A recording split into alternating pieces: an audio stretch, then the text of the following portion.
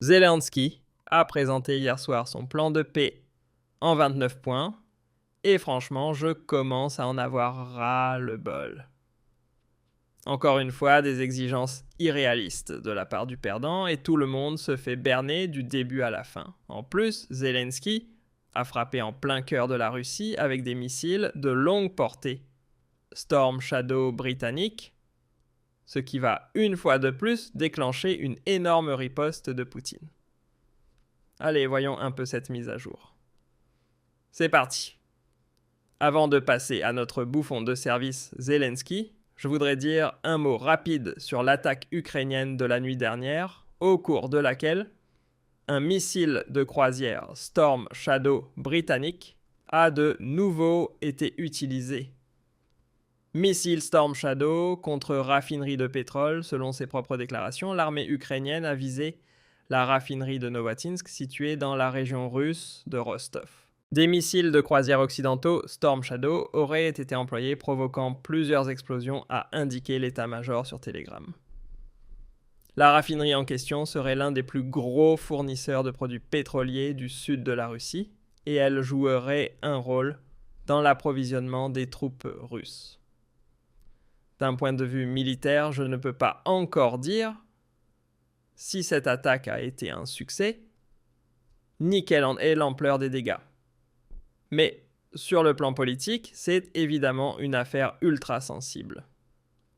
Poutine l'a répété encore et encore, les missiles occidentaux à longue portée représentent une ligne rouge pour la Russie.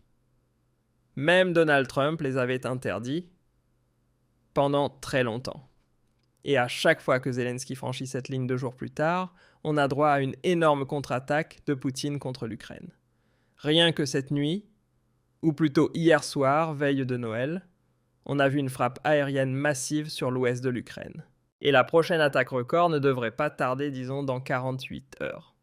On peut donc en conclure que Zelensky n'a absolument aucun intérêt à voir ce conflit s'arrêter et qu'il cogne aussi fort que Poutine.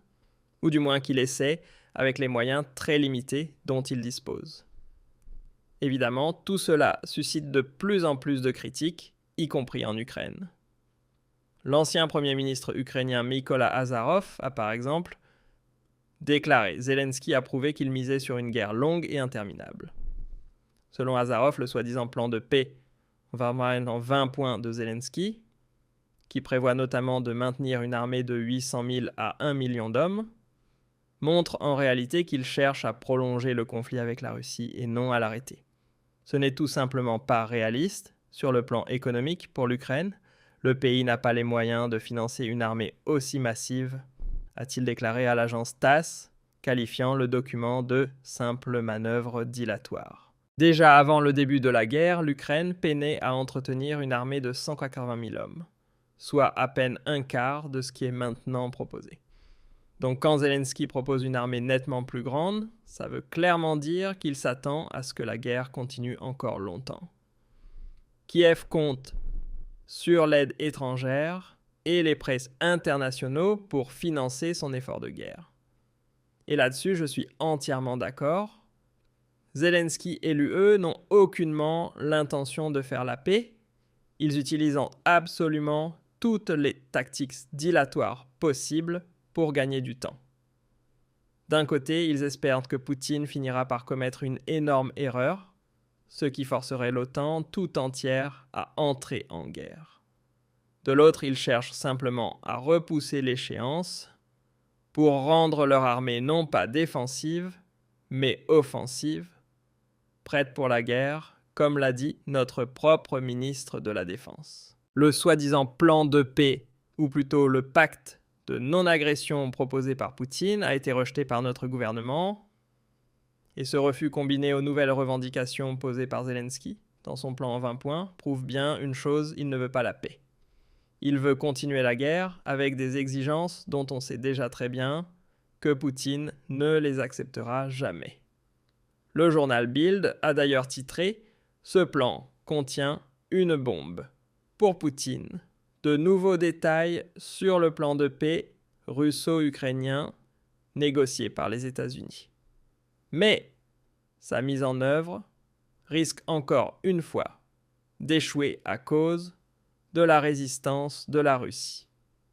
Bild explique pourquoi le président ukrainien Zelensky a présenté pour la première fois dans la matinée du 24 décembre l'ensemble des 20 points de son plan de paix potentiel devant des journalistes. On y retrouve des garanties de sécurité dans l'esprit de l'article 5, une adhésion accélérée à l'Union européenne, ainsi qu'une aide à la reconstruction à hauteur de 628 milliards d'euros, voire plus. Oui, vous vous doutez bien de qui devra sortir le portefeuille, hein ?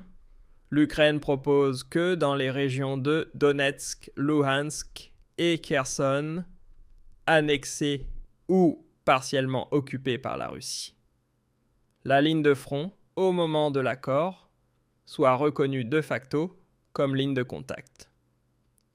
Et ce n'est pas tout, la Crimée reviendrait aussi dans les faits à la Russie, ce qui donnerait à Poutine le contrôle durable sur environ 18% du territoire ukrainien. Mais accrochez-vous, dans le même temps, Moscou devrait retirer ses troupes des régions non annexées comme Dnipropetrovsk, Mykolaïv Soumy et Kharkiv pour que l'accord puisse entrer en vigueur.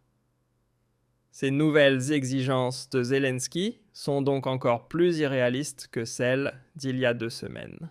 À ce moment-là, il s'était dit prêt à geler le conflit sur toute la ligne de front et à céder de fait les régions de l'Est à la Russie.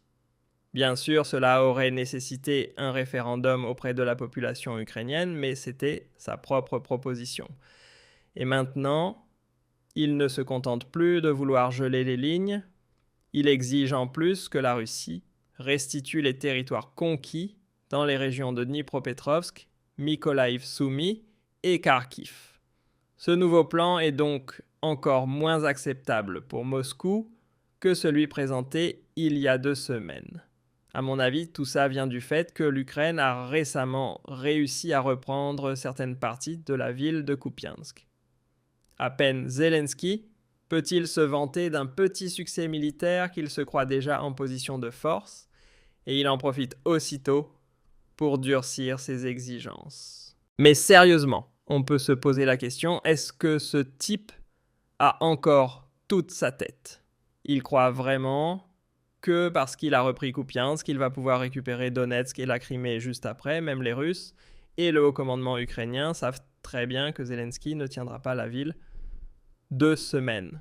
Ensuite, ce sera à nouveau la débâcle. Exactement comme on l'a vu lors de l'offensive de Kharkiv. Et c'est pour ça que je le dis, franchement, Zelensky est en train de nous rouler dans la farine du début à la fin. Au lieu de répondre enfin à l'ultimatum de Trump et d'accepter la paix, il en rajoute une couche, il fait monter les enchères, comme un joueur de poker, plein délire. Mais ce coup-là, il va clairement se retourner contre lui. Trump avait donné son ultimatum à Zelensky jusqu'à la fin de Noël.